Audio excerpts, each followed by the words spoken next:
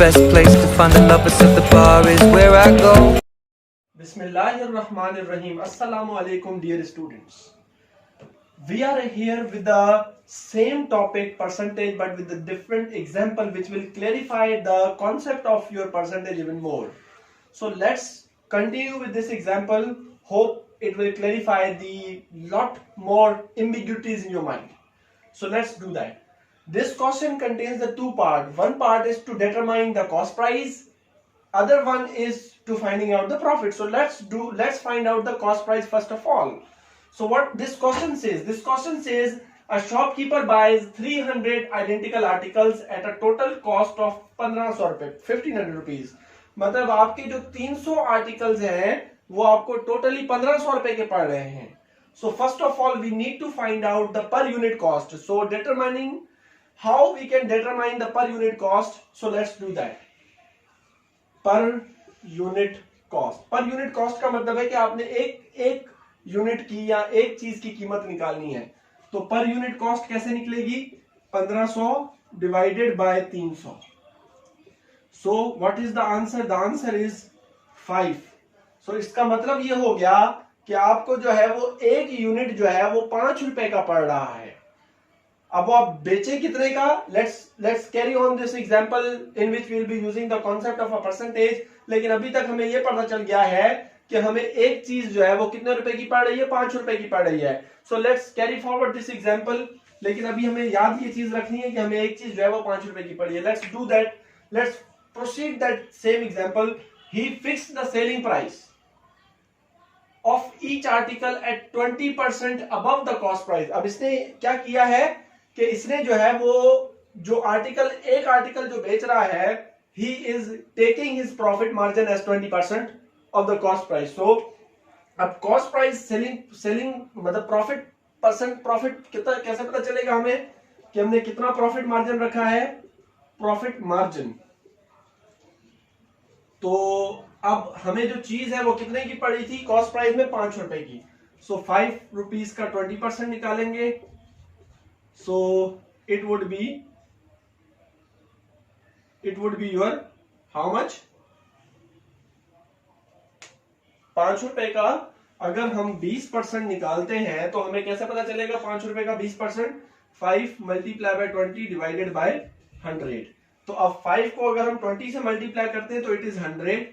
100 over 100 is going to be your 1 rupees. It means that कि आप जो है वो हर यूनिट पे 1 रुपया ज्यादा चार्ज करेंगे. So what is going to be your selling price? Your selling price is going to be how much? 1 rupees plus the cost price. So it means that you will be charging 6 rupees. It means your selling price is going to be the 6 rupees. 1 rupees is your profit margin और 5 रुपए जो है वो आपकी जेब से लगे हैं. तो इसका मतलब ये हो गया कि आपकी जो सेलिंग प्राइस है वो कितनी है? टोटल 6 रुपए हो गई. तो अभी हमने दो पार्ट कर लिए इस क्वेश्चन के. एक तो हमने इसकी कॉस्ट प्राइस डिटरमाइन कर ली और दूसरा हमने इसकी सेलिंग प्राइस डिटरमाइन कर ली. Now let's see what this question says. The cost price and sell 260 article at this price. इसका मतलब है कि उसने जो 6 रुपए में जो अपनी सेलिंग प्राइस रखी है उससे उसने 260 आर्टिकल बेचे हैं. तो अब let's remove it. Hope you are आप नोट करते जा रहे हैं. तो I am assuming this that you are noticing this all. So अब उसने 260 आर्टिकल 6 रुपए के लिहाज से बेचे हैं. So if you are going to multiply 260 with 6 rupees, so what is going to be the answer? The answer is going to be 1560 rupees. You can do it with your calculators even.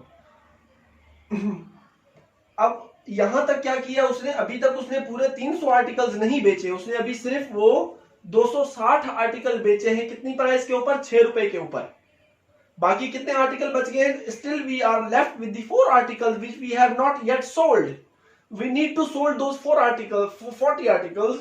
So what this question says furthermore, as for the remaining articles, he sell them at 50% of the selling price. अब उसने बाकी जो 40 article बेचे हैं वो अपनी selling price के 50% means उसने अपनी सेलिंग प्राइस को हाफ कर दिया है. सो अब सेलिंग प्राइस जो है बाकी जो 40 आर्टिकल, पहले हमने 260 आर्टिकल का कर लिया है. अब हम जो कर रहे हैं वो बाकी जो 40 आर्टिकल है वो उसका कर रहे हैं। तो अब वो 40 आर्टिकल का क्या कर रहा है, 6 multiply by 50 divided by 100, it is going to be 3। Obviously 6 रुपए का 50% 3 रुपए होता है, तो इसका मतलब वो अपने बाकी जो 40 आर्टिकल है वो कितने के बेच रहा है, वो अपने 40 आर्टिकल टोटल मिला के 120 रुपए के बेच रहा है। सो अगर हम अब इस पूरे सवाल को सम अप करते हैं और then will be going to the solution कि एक्चुअली हमें मालूम क्या करना था। अभी तक हमें क्या पता चला है, अभी तक हमें यह पता चला है कि कॉस्ट प्राइस ऑफ 300 आर्टिकल्स की कितनी आई थी, 1500 रुपए, वो हमें उसने सवाल में दिए हुए थे। अब उसने जो ये 3 आर्टिकल जो सेल किए हैं वो उसने 260 आर्टिकल जो सेल किए थे वो किए थे 1560 रुपए के। बाकी जो 40 आर्टिकल्स थे वो उसने बेचे थे कितने रुपए के, 120 रुपए के। सो how much selling price is, अब उसने टोटल कितने के बेचे हैं, 300 आर्टिकल। तो what is the selling price, the selling price is going to be how much, it is 1680 rupees. मतलब अब उसने आर्टिकल 1500 रुपए के लिए हैं और उसने आर्टिकल 1680 रुपए के टोटल आर्टिकल बेचे हैं। अब अगर आपको याद होगा कि हमने अपने प्रीवियस लेक्चर में डिस्कस किया था कि what is the formula of profit. If you have not yet seen that video so go and see that video even. So अभी तक हमें क्या पता चल गया है कि हमारी कॉस्ट प्राइस कितनी है, 1500 रुपए, और हमारी सेलिंग प्राइस टोटल कितनी है, वो है 1680 रुपए। अब हमने क्या निकालना है, अब हमने अपना प्रॉफिट निकालना है। तो profit is equal to SP minus CP. तो एसपी हमारे पास सेलिंग प्राइस कितना है, 1680 रुपए, माइनस सीपी हमारे पास 1500 रुपए। So how much profit we are incurring, we are incurring the profit of rupees 180। So ये अब हमारे पास हमारा प्रॉफिट निकल आया है। So guys, hope you have understand. I have a dream, that's all I need. I'll make it happen with some work.